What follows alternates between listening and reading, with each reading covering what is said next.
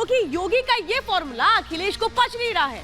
तो बबुआ को चुनावी मैदान में मात देने के लिए बुआ ने ऐसा दांव चला कि बबुआ को कुछ नहीं सूझ रहा है। लेकिन इन सब पर भारी है योगी का हंटर, जिसके बाद अपराधियों के दिमाग ठिकाने आ गए हैं। योगी ने आज अखिलेश राहुल की जोड़ी को चुनावी मैदान में क्लीन बोल्ड करने के लिए वो चुनावी पिच तैयार की जिस पर दोनों बार बार फिसलते नजर आ रहे हैं।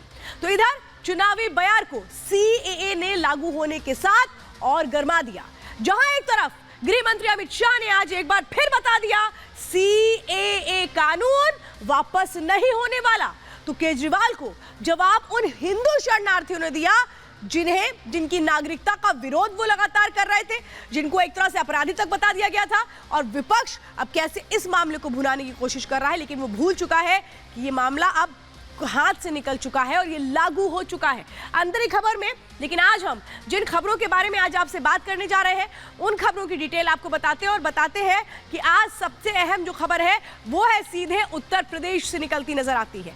उत्तर प्रदेश में मिशन 80 का योगी मंत्र आज जब सामने आया तो कैसे विपक्ष को समझ में आ गया कि मुद्दों की राजनीति कैसे करनी चाहिए।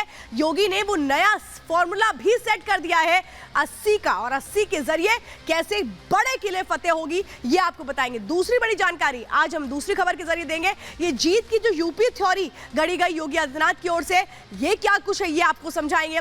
तो तीसरी खबर जिस पे आज हम बात करने वाले हैं वो है सीधे शरणार्थी घुसपैठी में फर्क है, ये बताया गया आज गृह मंत्री अमित शाह की ओर से। तो उन शरणार्थियों ने बता दिया केजरीवाल को जिनका अपमान उन्होंने किया था, ये कहते हुए कि ये चोर है, ये डकैत है। आज जवाब कैसे दिया गया है, लेकिन बात हम सबसे पहले उत्तर प्रदेश की करेंगे। उत्तर प्रदेश का नाम आते ही सबसे पहले अपराध मुक्त प्रदेश बनाने का वादा योगी आदित्यनाथ ने किया था, लेकिन इसी एजेंडे को वो कैसे 80 के फॉर्मूले में पूरा करेंगे, शुरुआत इस खबर के साथ।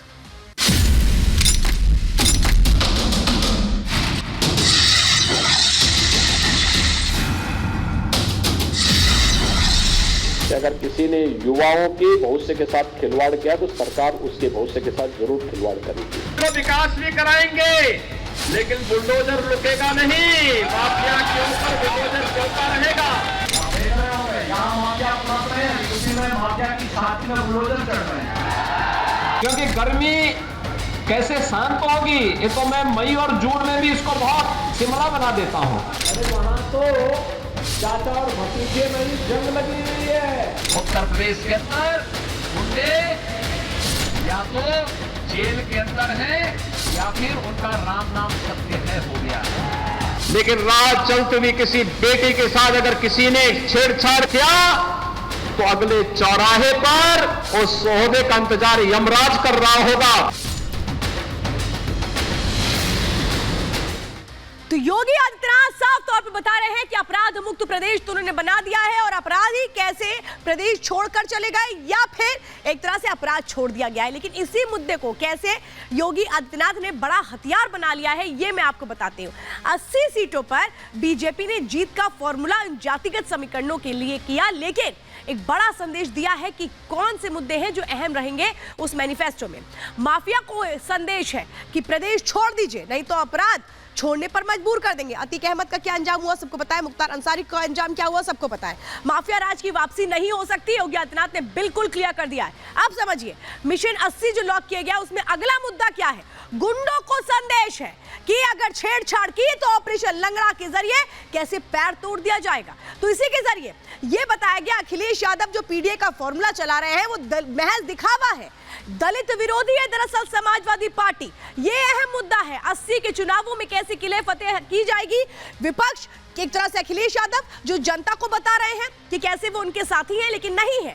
सपा को वोट देकर खराब ना करें, योगी आदित्यनाथ साफ तौर पे कह रहे हैं कि जो अखिलेश यादव है वो तो कोई भी काम आपके हित में करेंगे नहीं, इसीलिए इनको वोट मत दीजिए। अब यहाँ पर वो इस बात पर तंज कस रहे हैं कि जो चाचा और भतीजे इनमें ही आपस में जंग लड़ी हुई है, ये चुनाव क्या लड़ेंगे। तो वही योगी आदित्यनाथ ने अपनी पुलिस को भी आज नसीहत दे दी, जो बोगे वही काटोगे। यानी अगर अपराध को बढ़ाओगे तो फिर अपराधी क्या करेंगे ये आपको पता है, इसीलिए स्नेह प्यार को बढ़ाइए, ये साफ तौर पे कहा गया है। लेकिन अब मैं आपको बताती हूं जिस बात का जिक्र हम लगातार कर रहे हैं, दिल्ली फतेह के लिए, यानी कि केंद्र की सत्ता हासिल करने के लिए, लोकसभा चुनावों में जीत के लिए जो रास्ता है वो यूपी से होकर जाता है। मैं सिलसिलेवार तरीके से बता रही हूं, आज पूरा विश्लेषण हम आपको देते हैं कि ऐसी बात हम क्यों कह रहे हैं। देखिए, अगर आप उत्तर प्रदेश को 4 हिस्सों में अगर देखें तो उत्तर प्रदेश, पश्चिमी उत्तर प्रदेश इसमें आता है, अवध आता है, पूर्वांचल आता है और बुंदेलखंड आता है। अब हम सबसे पहले जरा पश्चिमी यूपी की बात करते हैं, जहां किसानों के मुद्दे पर हमेशा ही वोटों की राजनीति होती रही है। तो मुद्दे अहम यहां पर रहे हैं। पश्चिमी यूपी की खासतौर पर मैं बात कर रही हूं,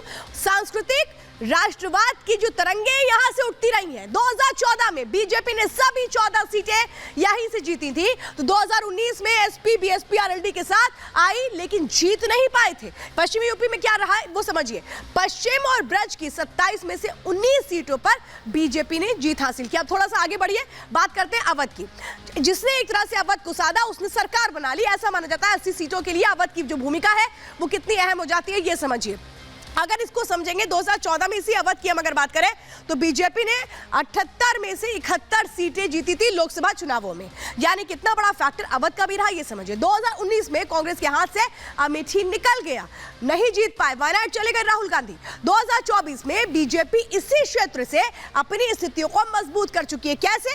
राम मंदिर बन जाने के बाद बीजेपी का विश्वास लोगों पर और ज्यादा बढ़ा है। लोग बीजेपी पर विश्वास करने लगे कि जो कहते हैं वो करते हैं। अब एक कदम और आगे बढ़िए, पूर्वांचल की बात हम करें, पूर्वांचल में 21 जिलों की 26 सीटें निर्णायक भूमिका निभाती हैं। 80 सीटों में जो सीधे जीत और हार का फॉर्मूला तय कर देती है। पूर्वांचल से इस बार टिकटों के समीकरण के जरिए कैसे उन लोगों को लाकर भी फॉर्मूला तय किया गया जिसमें राजभर का भी नाम है। यहां से देश को 5 प्रधानमंत्री भी मिले। तो इलाका अति पिछड़ी जातियों के लिए जाना जाता है। अति पिछड़ी जातियां यहां पर मिल करके जीत और हार का पूरा ताना बाना बुनती है। निर्णायक स्थिति में कौन कौन है? राजभर, निषाद, चौहान। इसीलिए संजय निषाद और राजभर को सेट किया गया। अब आपको समझ में आया कि क्यों पूर्वांचल को किस तरह से सेट किया गया। 2014 में बीजेपी ने यहां से 23 सीटें जीती थी और यही वो जीत का फॉर्मूला आगे बढ़ाने की कोशिश है। लेकिन 6 सीटें जिनमें 2019 में हार मिली थी, उनको ही राजभर के जरिए साधने की कोशिश की गई है। हारी हुई सीटों पर फोकस था, इसीलिए गठबंधन कर लिया गया ओपी राजभर की उस पार्टी के साथ। यानी कैसे आगे बढ़ रही है बीजेपी उत्तर प्रदेश में,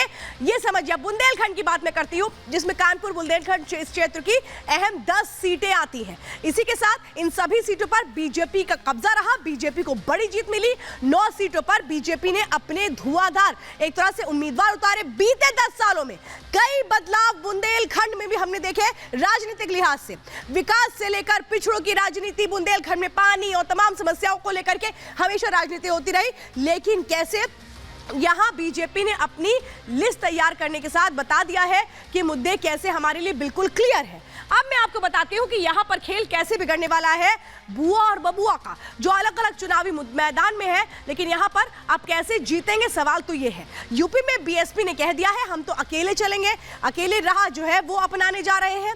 इसी के साथ ये एकला चलो की राह ने कैसे मुश्किलें बढ़ा दी हैं अखिलेश यादव की, ये समझिएगा। क्योंकि अखिलेश यादव जिन्होंने अपने कैंडिडेट उन सीटों पर पश्चिमी उत्तर प्रदेश में जहां उतारे थे, वहां पर बहुत चालाकी के साथ मायावती ने कहा कि ठीक है, हम तुम्हारा पीडीए वाला फॉर्मूला बिगाड़ देते हैं। अगर टैक्स को आगे हम बढ़ा दें तो अखिलेश के पीडीए के खिलाफ जो दांव चला है वो मायावती ने चला है। वो कैसे चला है ये समझिए। जो नाम है, पश्चिमी यूपी से मुस्लिम उम्मीदवारों को उतारा है और जो 3 उम्मीदवार है वो खेल बिगाड़ देंगे अखिलेश यादव का। ये कैसे? मुरादाबाद से इरफान सोलंकी को टिकट दिया गया है बीएसपी की ओर से, अमरोहा से मुजाहिद हुसैन को टिकट दिया गया बीएसपी की तरफ से, तो सहारनपुर से माजिद अली को मैदान में उतार दिया। और इसी के बाद अखिलेश का वो फॉर्मूला जिसमें पिछड़ा, दलित और अल्पसंख्यक है, उसमें सेंधमारी की गई है मायावती की ओर से। यूपी में बीएसपी त्रिकोणीय समीकरण बनाने की कोशिश कर रही है। ये त्रिकोणीय समीकरण सीधे सीधे किसको फायदा पहुंचाएगा, ये अहम हो जाता है, क्योंकि माना जा रहा है ये सीधे सीधे फायदा पहुंचाएगा बीएसपी को।